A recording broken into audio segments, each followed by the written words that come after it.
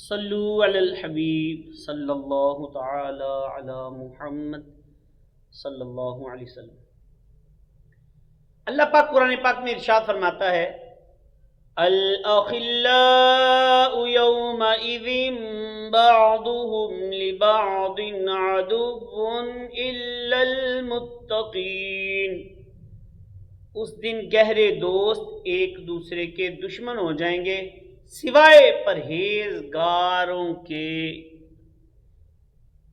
اس آیت کریمہ میں دوستی کی دو قسمیں ارشاد ہوئی ہیں۔ نمبر ایک دوستی وہ ہے جو روز قیامت دشمنی میں بدل جائے گی۔ یہ عموماً گناہوں بھری دوستیاں فرینڈشپ ہوتی ہیں۔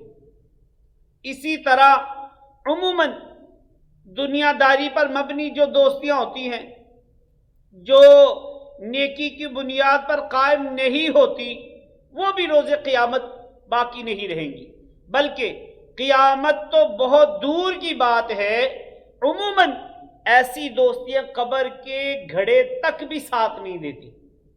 کسی پنجابی شاعر نے کیا خوب کہا ہے، جڑے کہندے سی مرانگے نال تیرے اج انہاں بھی بازیاں ماریاں نے، جڑے ترس دے سی دید لئی دنے راتی اج انہاں بھی باریاں ماریاں نے۔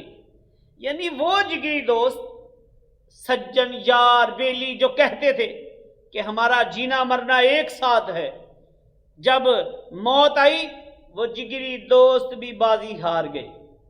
جو دن رات ہمیں دیکھنے کی تمنا کرتے تھے، ہمیں دیکھنے کو ترستے تھے، جیسے ہی قبر کے گھڑے میں اترے ایسے جگری یاروں نے بھی ملنا جلنا چھوڑ دیا۔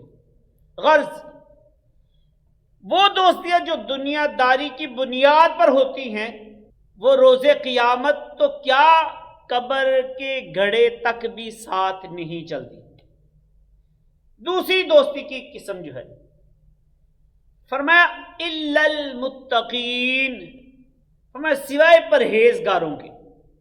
یعنی نیک لوگوں کی دوستی، ان کی بیٹھک، ان کا پیار، ان کی محبت ہے جو دنیا میں بھی کام آئے گی بلکہ قیامت کے دن اس نفسا نفسی کے عالم میں بھی قائم رہے گی، وہ کام بھی آئے گی انشاءاللہ عز و جل۔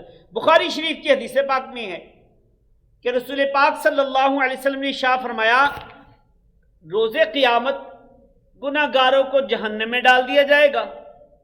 اب نیک لوگ جن کی بخشش ہو چکی ہوگی وہ اللہ پاک کی بارگاہ میں عرض کریں گے اے اللہ پاک، اخواننا کانوا یصلون معنا ویصومون معنا ویعلمون معنا، مولا یہ ہمارے بھائی ہیں، یہ ہمارے ساتھ نمازیں پڑھا کرتے تھے، مولا یہ ہمارے بھائی ہیں، یہ ہمارے ساتھ روزے رکھا کرتے تھے، مولا یہ ہمارے بھائی ہیں، یہ ہمارے ساتھ نیک اعمال کیا کرتے تھے۔ اللہ پاک فرمائے گا اذهبوا، یعنی جہنم میں چلے جاؤ، فَمَنْ وَجَدْتُمْ فِي قَلْبِهِ مِثْقَالُ دِینَارٍ مِّنْ ایمان فَأَخْرِجُوهُ، فرمایا جس کے دل میں دینار کے برابر بھی ایمان پاؤ اسے جہنم سے نکال کر لے آؤ۔ محبوب ذیشان صلی اللہ علیہ وآلہ وسلم نے فرمایا ان بخشے ہوں پر جہنم کی آگ حرام کر دی جائے گی، یہ جہنم کے اندر چلے جائیں گے اور جس جس کو پہچانیں گے انہیں نکال کر باہر لے آئیں گے۔ تو یہ ہیں نیک لوگوں کی بیٹھک، ان کی دوستی، ان کی صحبت کا فیضان، ان کے ساتھ رہیں گے، ان کے ساتھ بیٹھیں گے، ان کے ساتھ ملے جلیں گے، دوستی رکھیں گے تو دنیا ہی نہیں قبر و حشر بلکہ جنت میں جانے تک ساتھ نبھائیں گے۔ اللہ اکبر اللہ اکبر۔ اللہ پاک قرآن پاک میں ارشاد فرماتا ہے یا ایھا الذین آمنوا اتقوا اللہ وکونوا مع الصادقین، ان کے دوست کیسے بنیں؟ ایسے بنیں۔ قرآن پاک کہتا ہے پارہ نمبر 11 سورۃ توبہ آیت نمبر 119، اے ایمان والو اللہ سے ڈرو اور سچوں کے ساتھ ہو جاؤ۔ اللہ اکبر۔ تفسیر صراط الجنان میں ہے اس آیت مبارکہ سے نیک لوگوں کی صحبت میں بیٹھنے کا بھی ثبوت ملتا ہے، کیونکہ ان کے ساتھ ہونے کی ایک صورت ان کی صحبت اختیار کرنا بھی ہے۔